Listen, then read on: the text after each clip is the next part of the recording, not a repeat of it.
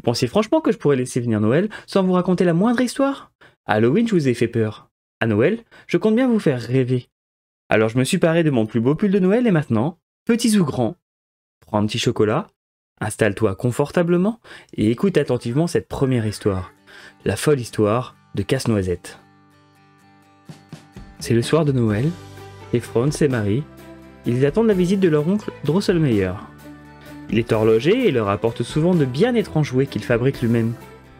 Il raconte aussi de fabuleuses histoires. Le voilà qui arrive, ce soir-là, avec 3 nouveaux incroyables petits automates. Et il sort de sa poche une sorte de poupée en bois, droit comme un petit soldat, avec une grande bouche qui sert de casse-noisette, tout simple. Les enfants regardent cette nouveauté et Marie prend le casse-noisette pour voir de près comment il fonctionne. Franz va à son tour s'en emparer. Il tire dessus, Marie ne le lâche pas et qui devait arriver arriva, le casse-noisette se casse. Marie commence à pleurer mais oncle Drosselmeyer s'empare vite du jouet et, avec son mouchoir, lui fabrique un pansement qui lui remet la mâchoire en place. Marie le remercie mais la maman de Marie en a assez de tout ce bruit et elle les envoie vite au lit. Allez hop Franz, hop Marie, allez vite vous coucher, vous êtes trop énervés ce soir. Marie part sagement dans son lit et laisse sa nouvelle poupée blessée dans un petit lit de poupée au pied du sapin. L'oncle Drosselmeyer vient lui souhaiter bonne nuit et lui raconte une bien curieuse histoire. Tu sais Marie, ce casse-noisette n'est pas une poupée ordinaire. C'est un jeune homme qui se cache à l'intérieur. Voilà sa véritable histoire. Il y a longtemps, un roi et une reine eurent une fille.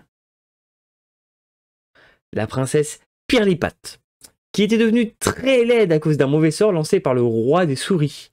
Les souris du château avaient cependant promis que si un jour, un homme voulait délivrer la princesse de sa laideur, il le pourrait. Il lui faudrait pour cela casser, avec les dents, une noix très dure et en donner son fruit à manger à la princesse. Bien des jeunes gens étaient venus pour tenter de délivrer la princesse de ce mauvais coup du sort, mais jusqu'à présent, ils s'y étaient tous cassés les dents. Or, un jour, mon neveu, qui avait eu vent de cette histoire, se présenta au château. On lui apporta la fameuse noix très dure et, d'un coup de dent, clac! D'un seul coup de mâchoire, il l'ouvrit et en offrit le fruit à la princesse. Elle croqua cette noix et, comme par enchantement, se transforma en une magnifique jeune fille. Mon neveu, ébloui par tant de beauté, recula de 3 pas pour saluer la princesse. Faisant cela, il marcha malencontreusement sur la queue d'une souris venue assister à la scène. Le roi des souris, furieux de cet incident, lui jeta un sort et le transforma en casse-noisette en bois. Bien sûr, la princesse ne voulut pas d'un casse-noisette comme Marie, alors on le chassa du château. Voilà la triste histoire de mon neveu, le casse-noisette. Allez Marie, dors bien et fais de beaux rêves. Marie commençait à peine à s'endormir. Elle n'arrivait pas à trouver le sommeil. Aussi décida-t-elle d'aller chercher son casse-noisette. Elle se dirigeait vers le salon lorsqu'elle constata qu'il se passait des choses un peu bizarres. Elle ne savait pas exactement ce que c'était, si c'était elle qui rapetissait ou si tout se mettait à grandir autour d'elle. Toujours est-il que bientôt, toute une armée de souris qui semblait descendre du sapin de Noël vint encercler Casse-Noisette. Le petit bonhomme se leva, appela à l'aide. Il appela les soldats de bois de Franz et tous les autres jouets qui l'entouraient. Ils se mirent en route tous ensemble contre les souris. Le roi des souris arriva et fonça directement sur Casse-Noisette. Voyant cela, Marie attrapa son chausson, visa rapidement le roi et lança violemment sa pantoufle sur lui. Il tomba à terre, mort ou assommé. Les souris l'emportèrent et se retirèrent toutes du champ de bataille. Casse-Noisette vint vers Marie pour la remercier. « Tu m'as sauvé la vie. Je ne sais comment te remercier. » En disant cela, elle prenait vie et peu à peu se transformait en un magnifique jeune homme. Marie n'en croyait pas ses yeux. « Viens avec moi, lui dit-il.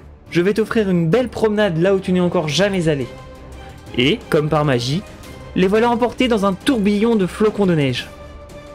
Dans leur valse folle, ils voyagèrent dans les airs et se retrouvèrent devant la fée Dragée, qui leur dit de sa douce voix « Ah, vous voilà enfin. Je vous attendais pour le goûter.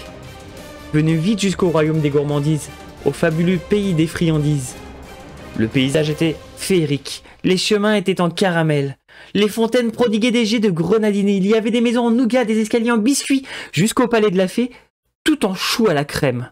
se dressant comme une immense pièce montée. « Comme je suis contente de vous voir, continuait la fée dragée. Votre voyage s'est bien passé ?» « Oui, répondit Casse-Noisette, mais auparavant nous avons dû affronter l'armée des souris, et sans Marie, je crois bien que je serais mort à l'heure qu'il est. » Marie sourit, fière d'avoir pu aider ce vaillant et beau garçon qui lui tenait la main. « Allez, installez-vous, poursuivit la fée dragée. Vous allez goûter, en assistant au plus beau spectacle que je puisse vous offrir. » La belle fée conduisit alors les deux enfants vers une table magnifique où se dressait un gigantesque goûter. Elle leur offrit de délicieux et succulents gâteaux accompagnés de boissons fraîches et chaudes dans une vaisselle étincelante. Puis, d'un coup de baguette magique, elle appela les artistes. Ils apparaissaient devant les yeux ébahis de Marie. Le premier numéro était celui du prince Chocolat qui exécuta une danse espagnole endiablée, durant laquelle il frappait des pieds pour mieux en souligner le rythme ensorcelant. Vint ensuite le café d'Arabie qui semblait flotter au-dessus du sol, comme un doux arôme faisant frémir les narines des enfants. Ce fut alors le moment du thé de Chine. Il bouillonnait en tournant comme un manège, saluant à chacun de ses tours les enfants en joie. S'élancèrent alors les courageux et intrépides petits bonbons russes à l'amande qui avaient préparé d'incroyables cascades et culbutes. Puis, un groupe de quelques danseuses en massepain qui apportèrent une touche légère et gracieuse à cette folle débandade. Marie et Casse-Noisette applaudissaient de tout leur cœur. Madame Gingembre vint prendre place sur scène avec une flopée d'enfants, tous plus mignons les uns que les autres. Ils se lancèrent dans une époustouflante série de galipettes, entrecoupées de rires qui fusaient de toutes parts. Dans le calme qui suivit leur départ, une cascade de fleurs en sucre déferla dans la pièce. Elles ouvraient leurs pétales dorés en vagues successives, traversaient la pièce avec grâce et élaboraient d'élégantes compositions avant de se rejoindre, tout ensemble, dans un magnifique bouquet final. Après cette valse de fleurs, la fée dragée refit son apparition, escortée d'un tout jeune homme. L'élégance et la grâce de leur silhouette donnaient à leur danse l'allure d'un tendre tête-à-tête. Voilà comment je voudrais être quand je serai grande, se dit Marie, en son fort intérieur. Et je voudrais que toutes les fêtes soient aussi joyeuses et belles que celle-ci. Marie descendit de son trône, embrassa la fée dragée et remercia tous les danseurs. Puis elle prit la main de son prince, et tous deux s'éloignèrent vers le futur. Lorsque Marie ouvrit les yeux, elle était dans son lit. Casse-Noisette, son petit bonhomme en bois, était là, à ses côtés. Le mouchoir autour de la tête. Marie ne savait plus trop quoi penser. Elle le regarda, dénoua le mouchoir et constata que la mâchoire s'était, comme par miracle, réparée. Elle ne savait vraiment plus du tout quoi penser.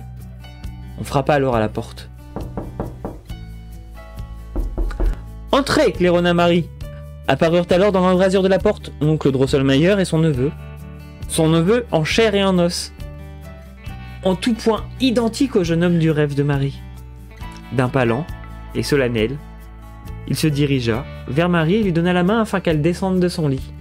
Décidément, à Noël, tout est vraiment possible. Voilà, c'est la fin de notre histoire, notre première histoire de Noël, l'histoire de Casse-Noisette. J'espère que cette version vous aura plu.